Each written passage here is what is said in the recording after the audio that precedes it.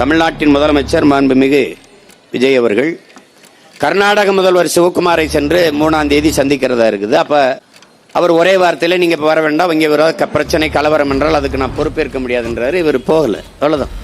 கர்நாடகாவில் மழை, அங்க பெரும் மழையினாலே அணையின் கொள்ளளவு கூடும் போது அவனால் அணை அதுக்கு மேல சேமிக்க முடியாதுங்கிறதுனால திறந்து, அது யதார்த்தமாக இயல்பாக நடந்துற ஒரு நிகழ்வா இருக்கு.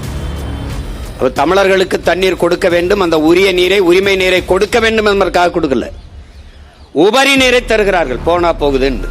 ஆனால் இங்கே இருக்கிற பெருமக்கள், முதல்வர் அவர்கள் கடவுளின் குழந்தை, அதனாலே அங்கே மழை பெய்து இங்கே தண்ணி திறக்க விடப்பட்டது. கடவுளின் குழந்தை இருக்கிற ஊர்ல பெய்யாம இது கர்நாடகாவில் பெய்யுது, கேரளாவில் பெய்யுது. இப்படியெல்லாம் பேசுறதுனால தாண்டா உங்களை தற்குறின்னு நாங்க பேசிட்டு இருக்கோம். ஏதோ நாங்க ஏதோ தற்குறின்னு சும்மா போற போக்குள்ள சொல்லல, ஆய்ந்து உணர்ந்து அறிந்து தெளிந்து பெயர் வைக்கிறோம். ஒரு மீன்வளத்துறை அமைச்சர் ஸ்ரீநாத் அவர்களிடத்துல தூத்துக்குடியில துறைமுகத்து விரிவாக்கத்தை பத்தி பேசுறாங்களே, விரிவாக்கம் செய்ய போறீங்களா, உங்க கருத்து என்னன்னு? நான் திருச்செந்தூர்ல இருக்கேன், அந்த கேள்வியை தூத்துக்குடியில வந்து கேளுங்கிறப்பல. தூத்துக்குடியில, திருச்செந்தூரே தூத்துக்குடி மாவட்டத்தான் இருக்குது.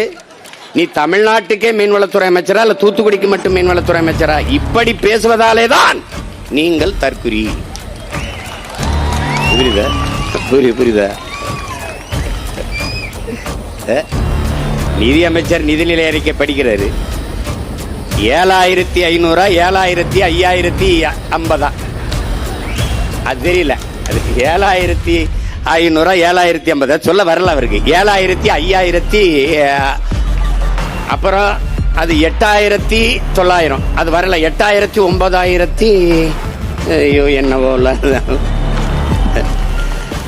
1-2 ஒழுங்கா படிக்காதவன் எல்லாம் நிதியமைச்சரா போட்டு நாங்க என்ன நினைச்சுக்கிட்டோம், இங்க பாரு உங்க உலகத்துலடா கணிதமேதே ராமானுஜம் பிறந்த நாட்டுல அவன் கூட்டத்துக்கு இல்ல 1-2 ஒழுங்கா தெரியாதவன்லாம் நிதியமைச்சர் ஆயிட்டோம்.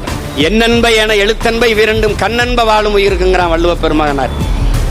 ஏன் எழுத்து வருவதற்கு முன்னே என்னை கண்டுபிடித்தவன் என் இன மக்கள் என்பதை புரிஞ்சுக்கணும்.